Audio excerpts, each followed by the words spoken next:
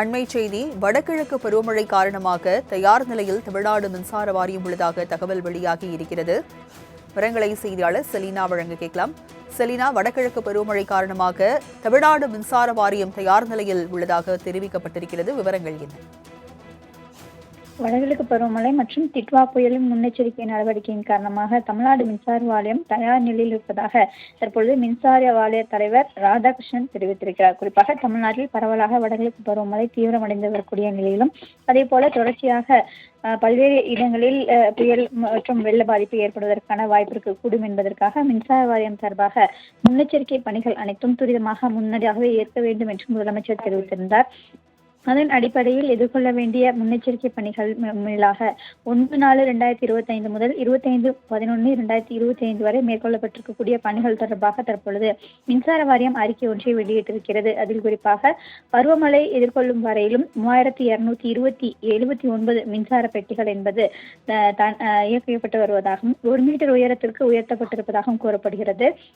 அதே போல 6825 இடங்களில் வெளியே தெரியும் நிலையில் இருக்கக்கூடிய மின்மடங்கள் பாதுகாப்பாக பூமிக்கு அடியில் புதைக்கப்பட்டிருப்பதாகவும் 1543 கிலோமீட்டர் பழைய மின்கம்பிகள் புதிதாக மாற்றப்பட்டிருப்பதாகவும் கூறப்பட்டிருக்கிறது. அதே போல களத்தில் நின்று பணியாற்ற வேண்டிய மின்சார பணியாளர்கள் 24 மணி நேரமும் பணியாற்றுவதற்கான நடவடிக்கை என்பது மேற்கொள்ளப்பட்டிருப்பதாக தெரிவிக்கப்பட்டிருக்கிறது. மின்சார அலுவலகத்தில் வார் ரூம் என்பது அமைக்கப்பட்டு பொதுமக்கள் புகார் கொடுக்கக்கூடிய அனைத்து புகார்களுக்கும் உடனடியாக நடவடிக்கை என்பது மேற்கொள்ளப்பட்டு வருவதாகவும் தெரிவிக்கப்பட்டிருக்கிறது.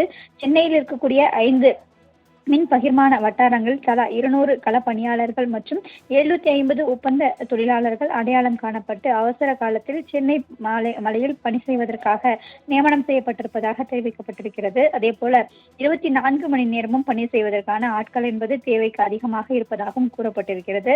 மின்சார சேவைகளை மின்கம்பிகள் மற்றும் அருந்து தொங்கக்கூடிய இடத்தில் இருக்கக்கூடிய கம்பிகள் மூலமாக பாதிப்பு ஏற்பட்டாலோ அல்லது அவ்வாறு இருக்கக்கூடிய மின்தடைகள் ஏற்பட்டாலோ புகார் அளிப்பதற்காக 24 மணி நேரம் செயல்படக்கூடிய தொலைபேசி எண் என்பது வழங்கப்பட்டிருக்கிறது. அந்த தொலைபேசி எண் மூலமாக புகார் அளிக்கப்பட்டு பொதுமக்கள் மின்சாரத்தை மீண்டும் பெற்றுக்கொள்ளலாம் என்றும் தெரிவிக்கப்பட்டிருக்கிறது.